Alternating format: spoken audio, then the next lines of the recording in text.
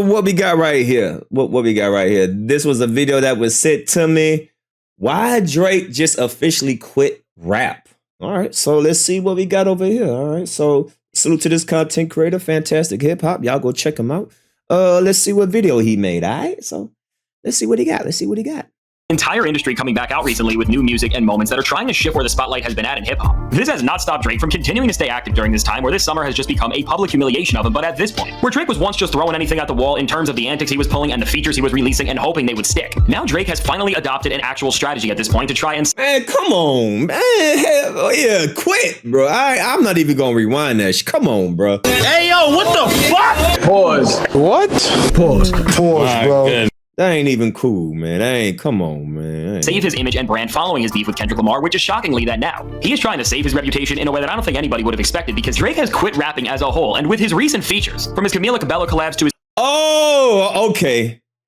I see what he's saying, that Drake has quit rapping ever since the Kendrick Lamar beef, because if you pay attention, all he doing is singing, right? He was singing on, he pretty much been singing like out of 9 songs, either he featured on or 9 songs that he been released on. I think he rapped on only 2 of them, but most of the songs that he released since the back and forth with Kendrick, he just been singing. Oh, okay. So okay. I see what they talk about. Why Drake just officially quit rap. Okay, I get it. His features on Gordo's new album. While it is no surprise that Drake has been making music that is right in line with the sound of his 7th studio album, Honestly Nevermind. Months ago, before the situation became as bad as it did, Drake was just teasing these collabs as the vibes he was going to be delivering for the summer following his lyrical— Yeah, I remember this too, because everybody was making a big deal about this. You know, DJ Glazademics was, oh my God, Drake is telling y'all summer vibes. Man, that nigga, I'm gonna give him one. He got one decent song out of the 8 songs that he dropped. The decent song that he got is the one, what, It's Up with 21 Savage. I mean, you know, that's all right. But other than that, everything has been an airball. Everything has been just terrible, right? But the decent, I would say the most decent one that he released so far is the one with 21 Savage. That's all right. duel with Kendrick Lamar. But recently, we have found out that these summer anthems were not just the type of music Drake was shifting to in an attempt to win people back after his feud with Kendrick with tracks that were made for this time of year. But we now know that this was phase 1 in a larger plan from Drake that is all going to include a departure from rapping. And now with something this serious and really pivotal to Drake's career and the entire music world. This is not a rumor that was reported by some major names in hip-hop media, or it wasn't said by some of the closest collaborators to Drake. But this was confirmed by Drake himself as this weekend in Toronto, at his OVO signee Partynextdoor sold-out show. He came out as a surprise guest, and amongst many other things, he announced that he is going to be releasing a collab album with Partynextdoor, which considering that Drake is not like other rappers in the hip-hop world who love announcing albums that they never actually drop. As from collab albums like Her Loss with 21 Savage to even For All the Dogs, every time Drake has said that he has a project coming, it has been proven to actually release over the past few years. But now, out of all of the albums Drake could have announced that were on his radar next, at this point in time, considering that he is going to be doing a collab LP with Partynextdoor, this is showing us that right now at this point, where so much of the rap game has turned on Drake, and on top of that, already following a time where Drake has been shying. Well, you know, Kendrick said, we like Drake with the melodies. So I guess, you know, Drake took word to what Kendrick said and said, all right, well, shit. Fa la la la la la la la la. 'Tis the season to be jolly. All right. So he just coming up with the melodies. All right, cool.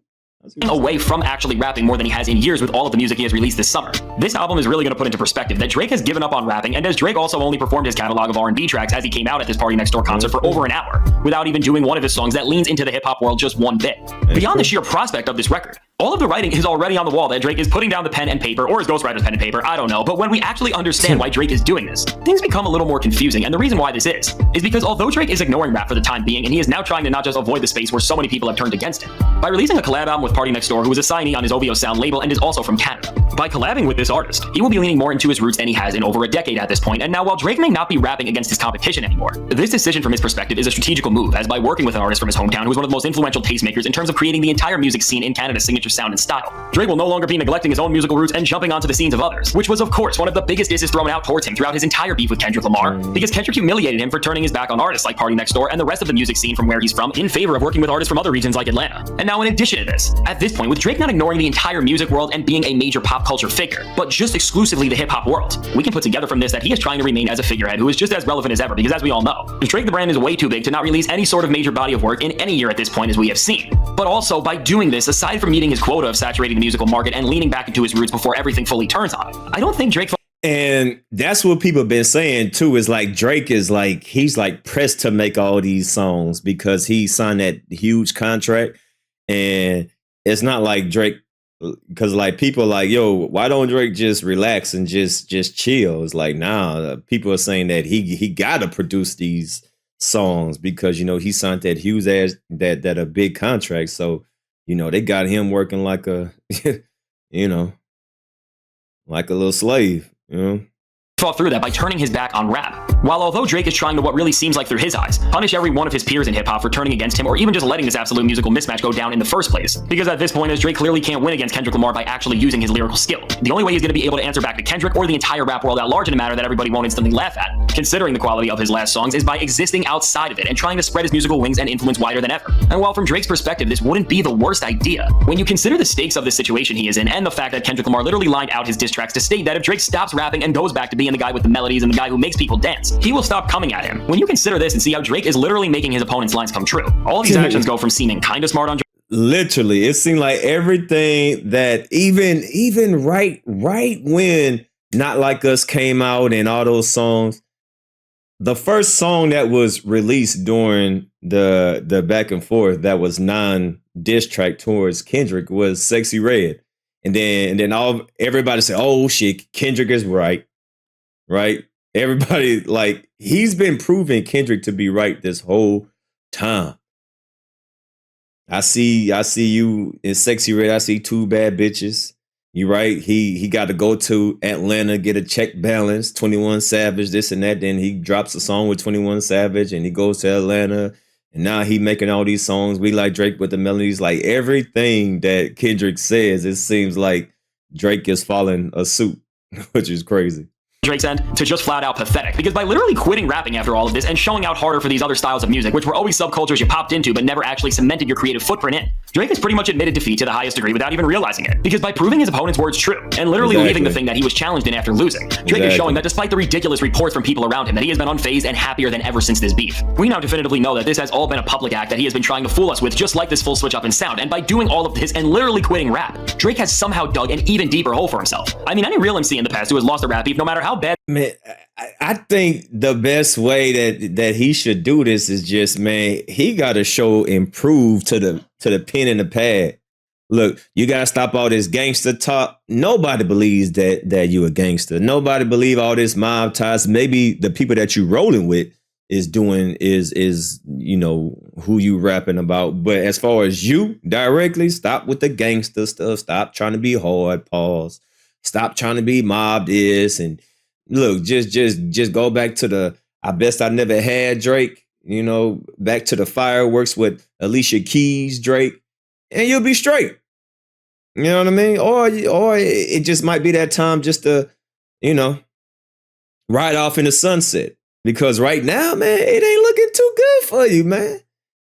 I didn't think that someone was going to be able to knock off Drake because, like I said, I've been a Drake fan for years. I ain't gonna lie to y'all. Listen, I told y'all once, man, I know more Drake songs than Kendrick, but it's like, damn, man.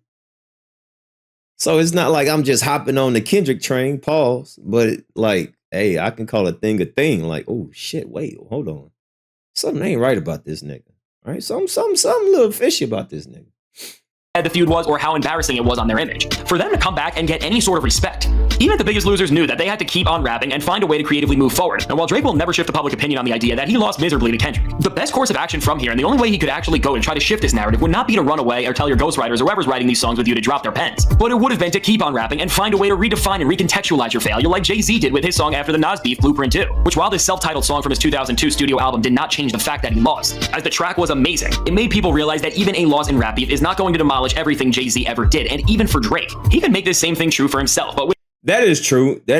But the way Kendrick just scientifically just dissected this nigga, like, this is different. This is different from a Tupac, you know, hit him up. This is different from, you know, Nas Ether. This is different, man.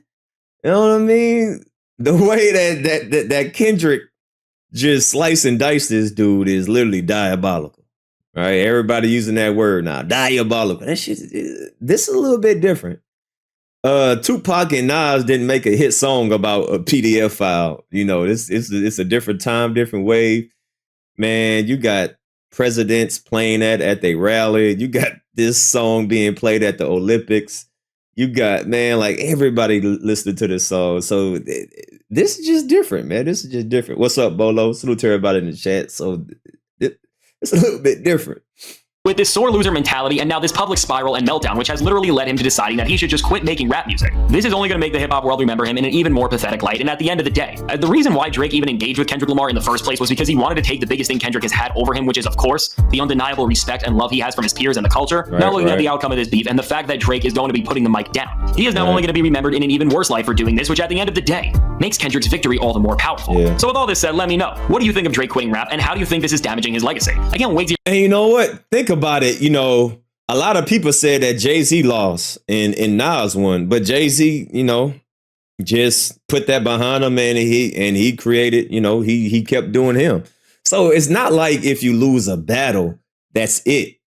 But I think you lose and you are jeopardizing your career if you feed into it and people can see that you are affected by it. You know what I mean? Some people say that Jay-Z won, some people say that Jay-Z lost, but you know, Jay-Z moved on and he did what he did, and now he is who he is. But Drake, he just a Toys R Us kid. It seems like he just can't grow up. And like the more goofy stuff that he do on Instagram with these cryptic posts and stuff, like it just, you can tell it's affecting him, right? It could just, like the best thing Drake should do is just ignore Kendrick. Stop with these goofy ass, you know, Instagram posts and these t-shirts and, you know,